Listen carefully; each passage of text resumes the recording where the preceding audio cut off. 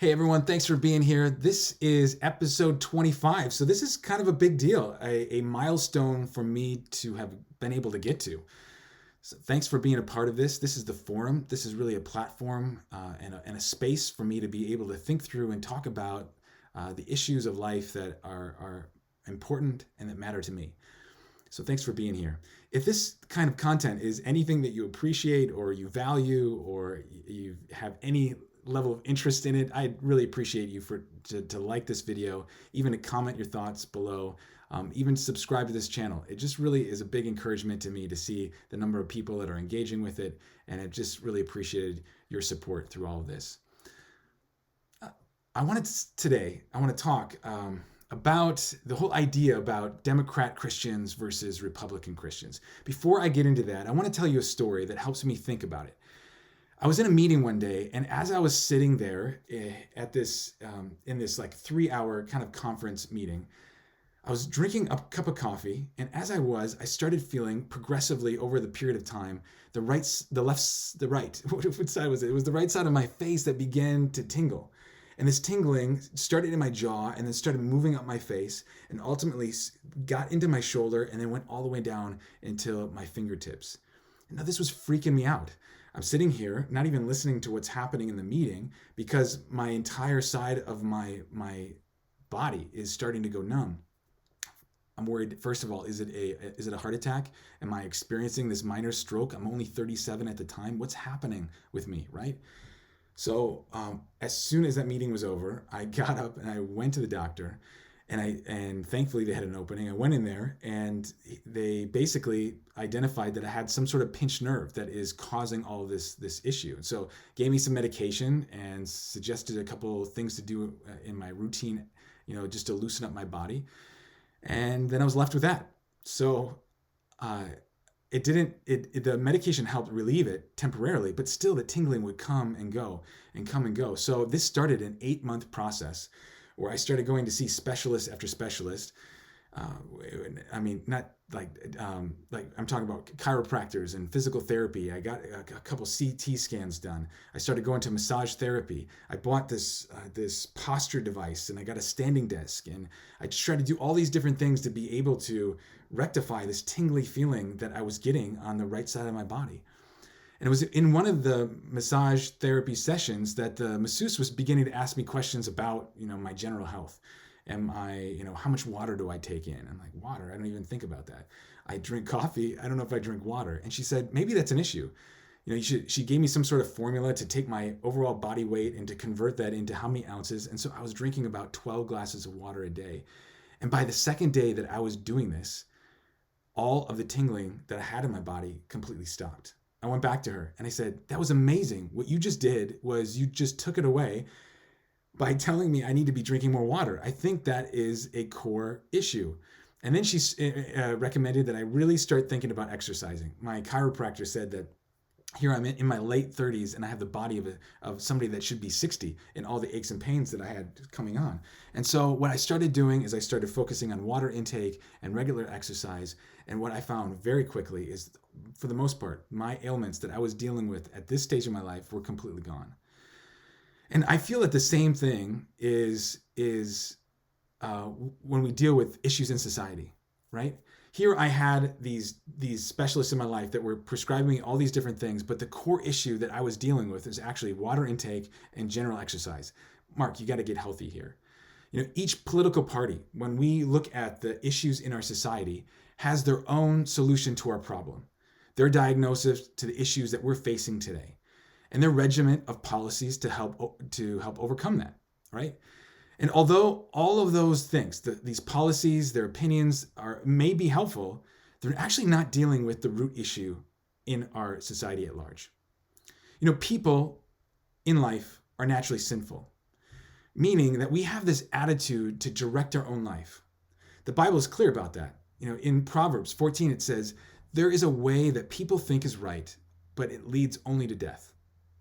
In Romans 6, it says, when people sin, they earn what sin pays, which is death. Sin is the desire to direct our own life. It's this attitude that says that we know how to manage our own life. And this world would be better if we took control of it and kind of directed it in our own way. This attitude ignores the entire reality that God actually exists. It ignores that He created us to live life that He designed us to live. And in order for us to live that life, it requires us to turn over the control of our life to Him. That really is our core issue. And so with politics, we might be doing some good things, but we're going to be on this endless regiment of legislation because it actually never seems to solve the issue that we're facing. I mean, for my neck, right? I went to these specialists, and these specialists are going to address the symptoms from their field of expertise. Again, thankfully, the masseuse that I had wasn't just trained in muscular tension, but had this holistic approach to my body's well-being and was able to begin to identify perhaps what my core issue actually might be. And in the same way, our politicians are only able to influence our society from a policy standpoint. But if the issue is within our hearts, they can't really help us. Now, this past year has been rough for a lot of churches. This 12 months has been the perfect storm of societal issues. The coronavirus and how to manage the response of that, Black Lives Matter movement and the debate of whether the US is racist at its core or not, a contentious political election, especially around voter integrity and whether it's a conspiracy to question how the election was done or whether we should just say it was taken care of. And this was the most secure election in our history. So questioning it is actually bad. I think these were the three big issues, in my opinion. And in a normal year, you could dodge one of these things if you didn't want to step into some societal debate. But with these three, it was impossible to avoid it in all areas of our life. And the same was true for churches. These issues have become political. Each political party has a particular solution that they will promote. And those solutions are policies, laws that will tell us how each of us should live. And each side actually saying that the science is with them, right? Everyone taking their own facts and saying, hey, we've interpreted these facts to say that our way is the right way. And for some reason, as Christians, we've done the same thing. We seem to believe that the solutions to our issues is through those specific policies. So we want our pastors to represent our side of the policies that we think are best. I mean, we have Bible verses that represent our particular political viewpoint, right? So then our political viewpoint is actually biblical, isn't it? And so maybe it's just my friends that are overly political, or because it's at least in my social media thread that are filled with statements of why Jesus would vote in our particular way. But if this is our perspective, and if this is the way that we're going to go about trying to fix the world around us, we're actually missing it. The role of our pastors is actually to point us to the issues of our own heart, to declare the eternal truths that never change, and apply those truths in a world that is always changing. And that timeless truth is that we are terribly flawed people. But you know what? There is a God who created us. There's a timeless truth that not only did God create us, but He loves us, and He wants to be with us, and He wants to show us the life that we were meant to live. That's why Jesus almost always directs political questions in the Bible and makes them about a person's particular heart. The Jews were looking for this coming Messiah, who Jesus was, to be a political leader, to be the king over their nation, and to bring about this godly rule that would solve all their problems. But Jesus, in this first coming, He came to be the king over their hearts. Our issues in this world are primarily the issue of the heart. They're not political. But what was Adam and Eve's original sin, right? It's this apple or the fruit, right? But they took that apple because they believed that God was actually holding out on them. God said that they couldn't eat from this one tree in the garden. And they ate from it because they didn't trust that God actually had their best interest in mind. He was holding out on them. And so they were going to live their life the way they thought was best. And they're going to take what they wanted. That actually is our number one issue in our lives today. This issue with our own life, this is the issue of our own life. Do I really believe that God has my best interest in mind?